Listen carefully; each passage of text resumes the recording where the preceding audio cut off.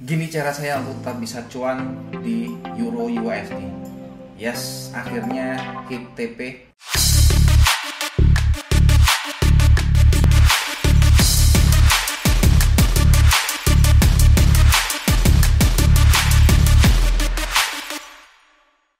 Gini cara saya untuk tetap bisa cuan di Euro USD.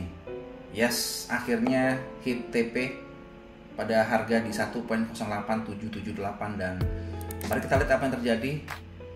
Ya, ini terjadi sebuah rejection yang cukup besar sekali. Ya, kalau tidak ada news yang lumayan signifikan, ini tidak akan terjadi sebuah shadow yang panjang semacam ini. Oke, yuk kita coba lihat news apa yang terjadi saat pagi hari ya. Oke, kita lihat yang terjadi pada jam 3 pagi. Ya, ternyata ada pidato dari Presiden Trump. Ya, di mana terjadi sebuah aksi taking profit.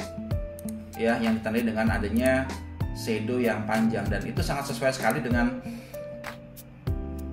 pola yang terjadi, di mana ketika terjadi panjang daripada ya pole-nya atau panjang daripada leg-nya sama proyeksinya dengan leg-nya, lalu kemudian akhirnya terjadi sebuah penurunan yang signifikan. Ya, ini menjadi hal yang sangat wajar karena memang biasanya ketika terjadi sudah selesai pattern-nya, maka dia akan terjadi sebuah koreksi ya, atau terjadi sebuah aksi taking profit. Oke, what's next untuk Euro USD? Gimana caranya agar kita tetap bisa make money di Euro USD? Biasanya saya menggunakan ya acuan dari US dollar untuk melihat ya pergerakan dari Euro USD ini ya. Tapi sekali lagi bahwa cara ini mungkin tidak akan bisa dilakukan ketika Anda membandingkan antara gold dan US dollar. Yang saya pahami sekarang adalah korelasi pair negatif ini akan bisa digunakan hanya di Euro USD dan US dollar. Oke, yuk sekarang kita bahas pergerakan Euro USD dulu, kemudian nanti kita coba bandingkan bagaimana korelasi negatif terhadap US dollar. Oke, sekarang kita lihat pergerakan harga yang terjadi. Di sini market di acuan time frame monthly ya membuat sebuah high-nya. Ini adalah left shoulder yang kita tarik garis, maka kira-kira dekat-dekat dengan wilayah dari harga 1.09762 ya, yang merupakan wilayah dari fair value gap. Adanya shadow candle pertama dan shadow candle ketiga diapit oleh candle imbalance yang lumayan signifikan. Saya percaya bahwa area ini akan menjadi magnet ya untuk membuat harga minimal akan terjadi rejection terlebih dahulu, dan itu sudah terjadi. Dan perhatikan bulan kemarin pada bulan Maret terjadi candle yang sangat begitu masif, candle besar terbentuk. Ya, ini menandakan bahwa ada dorongan buyer di masa lalu yang memberikan indikasi yang cukup kuat terbentuknya sebuah batasan harga yang baru juga. Oke, sekarang kita coba gunakan di acuan time frame weekly agar lebih clear melihat pergerakan harganya. Bahkan kalau kita lihat dari pergerakan di sini, bagaimana kita juga bisa hubungkan ya trendline yang ada di bagian sebelah sini, dan yes, dekat-dekat dengan area tersebut terjadi sebuah rejection. Oke, ini terjadi sebuah rejection. Oke, sekarang kalau kita tambahkan menggunakan gelombang harga ya, maka dekat-dekat dengan area tersebut ya, ini bisa kita pertimbangkan juga menjadi wilayah seller. Oke, dari sini udah ketahuan bahwa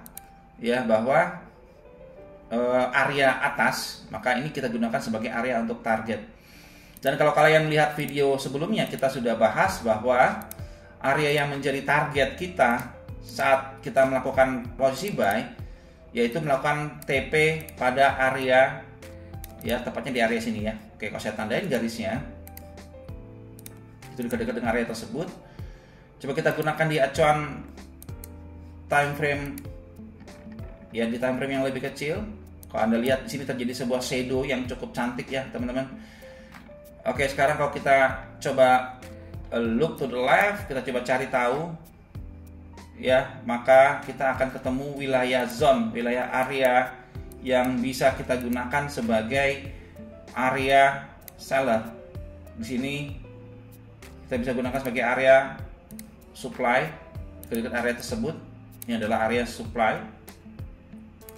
Ini juga wilayah dari area supply ya, tapi seperti tidak pas reject pada area di bagian supply ini karena memang harga naiknya di atas dan itu tertahan pada area di atasnya. Oke, kalau kita gunakan di H4 ini lebih clear kembali, sangat lebih clear, dimana secara pergerakan harga ya di acuan time frame H4 di sini terjadi begitu banyak terjadi pertempuran di situ. Ya, mencoba untuk naik gagal, kemudian akhirnya terjadi drop yang lumayan signifikan, lalu shoot up, lalu membuat kembali drop secara signifikan di area tersebut. Oke, saya bisa tambahkan ya garis yang ada di bagian sebelah sini ya, ini kita bisa tarik garis di bagian sebelah situ, saya tarik garis di situ, maka area ini menjadi area yang berpotensi untuk jadi target maksimal dari kenaikan yang terjadi.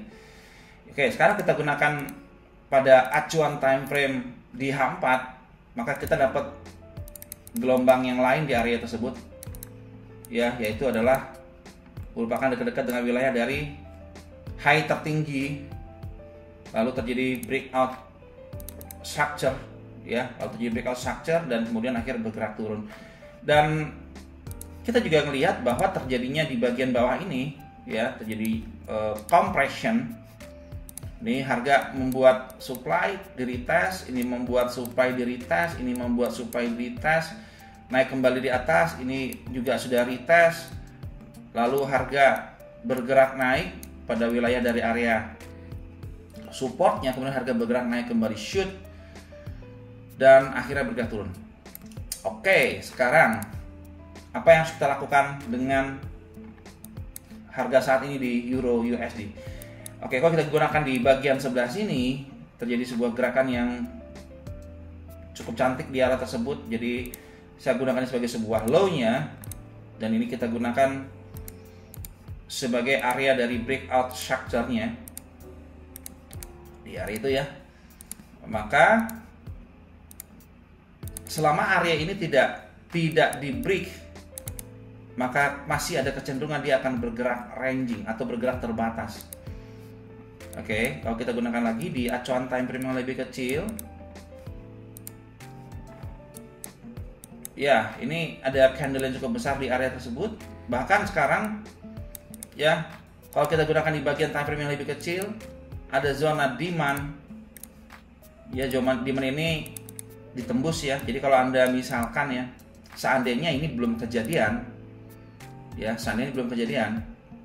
anggap semacam itu ya, anggap misalkan harga naik ke atas gitu, lalu turun naik ke atas, maka ini masih bisa kita gunakan sebagai area entry.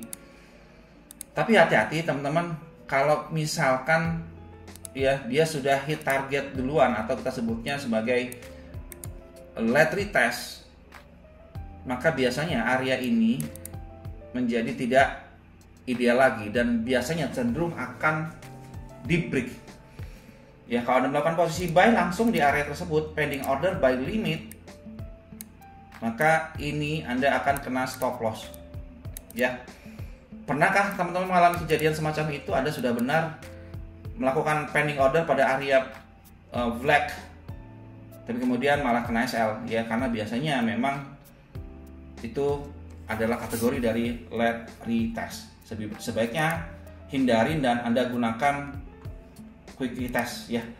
Apa itu quick retest, apa itu late retest, nanti kita bahas di topik yang lain, karena itu topik yang lumayan seru yang bisa kita gunakan untuk memvalidasi bagaimana cara kita untuk melihat apakah tren tersebut masih valid kita gunakan sebagai area entry atau enggak zonanya. Oke, untuk dari Euro USD sudah clear. Nah, sekarang bagaimana cara kita menggunakan ya US dollar sebagai leading pair untuk kita bisa melakukan transaksi di Euro USD. Oke, yuk sekarang kita coba bandingkan US dollar terhadap US dollar terhadap Euro USD. Oke, sekarang kita coba cek di bagian sebelah sini. Oke, sekarang saya misalkan tambahin Euro USD ya. Oke, sekarang kita lihat kalau saya bandingkan. Oke, Anda bisa lihat teman-teman bagaimana ini seperti mirroring ya. Ini seperti mirroring. Bahkan kalau Anda gunakan di acuan time frame daily sekalipun, masih sangat relevan sekali, dan Anda tidak bisa bandingkan ini dengan pergerakan US dollar dibandingkan dengan gold ya, karena secara range-nya sangat beda sekali dan itu menjadi nggak relevan lagi sekarang. Oke, bahkan kalau Anda menggunakan di acuan time frame kecil sekalipun, saya yakin dan percaya ini merupakan sebuah pattern atau mirroring. Nah, gimana cara kita manfaatin situasi yang semacam ini? Kan enak banget kalau Anda kita tahu bahwa ketika US dollar menguat, maka disitulah kita akan mencari sell di Euro USD. Ini biasa saya manfaatin banget kalau ada news besar, seperti contoh yang tadi di sini misalkan, ya. Atau barangkali kita juga bisa menggunakan ini saat tidak adanya news dengan membandingkan dua pair tersebut. Ya kan, caranya enak banget, tinggal Anda lihat saja US dolarnya itu seperti apa. Ya, contoh misalkan kemarin kita melakukan buy di Euro USD. Kenapa saya pede melakukan posisi buy di Euro USD? Ya, kenapa saya begitu pedenya? Karena pada saat saya melihat terjadi sebuah rejection di area tersebut, ya kan, kemudian ini diwakili dengan terjadinya sebuah breakout terhadap wilayah dari area trendline, maka saya menyimpulkan kemungkinan besar akan terjadi drop yang lumayan signifikan. Ya, oke, kenapa harga nyampe di bagian atas ini kok lagi bergerak bullish gitu ya, lagi bergerak membuat higher high, higher low semacam ini, kok tiba-tiba membuat new low. Di sini saya sudah mulai curiga, jangan-jangan ya ada sesuatu di bagian atas. Oke, sekarang kita coba gunakan di acuan time frame monthly.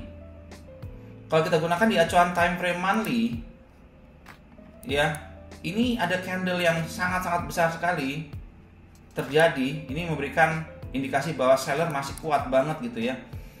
Oke, kalau kita gunakan di acuan time frame daily, ya kita bisa melihat ini adalah wilayah dari area fair value gap. Nah, disinilah kuncinya. Ketika harga tidak mampu atau terjadi sebuah dorongan seller yang cukup kuat ditandai dengan candle bullish pertama dari daily, kemudian ada candle kedua, lalu candle ketiganya ini membuat new low, saya jadi mengerti bahwa berarti benteng pertahanan dari buyer di sini berhasil di break, maka saya tinggal cari sell saja di US dollar. Maka tentunya ini menjadi sebuah katalis atau menjadi sebuah indikasi yang positif bahwa kemungkinan besar ya Euro USD akan menguat. Oke, sekarang kita lihat kenapa terjadi sebuah aksi, kenapa terjadi sebuah shadow semacam ini, dan kita lihat di sini itu adalah tepat berada pada wilayah dari area demand. Dan kalau kita bandingkan dengan pergerakan yang ada pada Euro USD, maka ini juga berada pada wilayah yang hampir mirip. Oke, sekarang saya coba ganti dengan bentuk candle ya, untuk bisa membedakan. Saya kasih warna yang sedikit berbeda. Oke. Oke, di sini saya kasih warna oke. Sini saya kasih warna yang sama untuk bisa membedakan ya warnanya. Oke, sekarang kalau kita gunakan di sini ya, dekat-dekat dengan area itu saya coba bentar dulu ya, saya coba untuk cek di bagian sebelah sini. Yes ya, ini terjadi sebuah rejection, dan Anda lihat ketika kita melakukan posisi buy kemarin itu berada pada tempat yang sama ya, pada tempat yang sama ketika harga menguat. Lihat di bagian sebelah sini yang terjadi ya, terjadi drop yang sama signifikan. Oke, kalau saya tarik garis, yes, itu terjadi pada tempat yang sama. Disitulah saya masuk di market. Dan sekali lagi, apa yang terjadi lagi kemudian, ini juga mempunyai pola yang sama ketika market pada kasus di sini, ya kan, pada contoh di US dollarnya,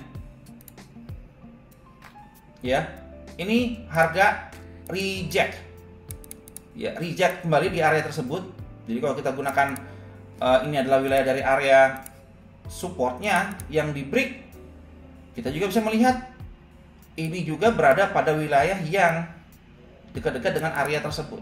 Ini juga merupakan wilayah dari area resisten yang di break.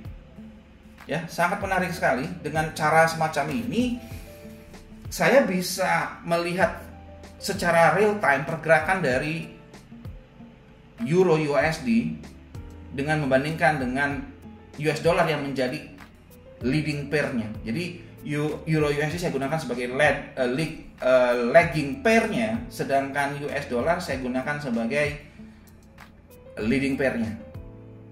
Ya, dengan cara seperti ini saya benar-benar bisa melihat pergerakannya lebih enak ya, karena saya tahu bahwa ini bergerak secara korelasi secara negatif. Tapi disclaimer ya, sekali lagi, bahwa ini hanya Anda boleh lakukan ya, korelasi negatif ini Euro USD dibandingkan atau dipasangkan dengan US dollar. Tidak berlaku dengan pair yang lain. Semoga membantu, dan buat kalian yang pengen belajar bareng, kita punya komunitas ya, Price Action Warrior. Ya, ada begitu banyak yang kita bisa lakukan di sini, teman-teman. Kita bisa live trade bareng ya, bukan hanya di Euro USD tapi juga di Gold. Kita punya bahkan kita punya kursus gratis yang Anda bisa pelajari. Ini cocok buat teman-teman yang benar-benar pemula ya, diajarin dari chapter 1 sampai chapter 5 gimana cara menghitung lotnya, bagaimana cara membandingkan apa itu pip, apa itu pipet, karena nggak banyak juga orang-orang yang udah lama trading tapi nggak ngerti juga ngebedain, itu jadi masalah banget ya. Bahkan kemarin kita melakukan trade bareng ya di Euro USD, dan kita saya sudah take profit tepat pada wilayah dari area 1.088 di mana saat saya melakukan entry ya, saya langsung call di grup ya, tepat ketika patternnya lagi terbentuk, ketika terjadi breakout trend line, dan saya update langsung setelahnya ketika saya profit 54 pip, kemudian saya letakin TP-nya ya. Oke guys, sampai ketemu di grup community Price Action Warrior. See you guys.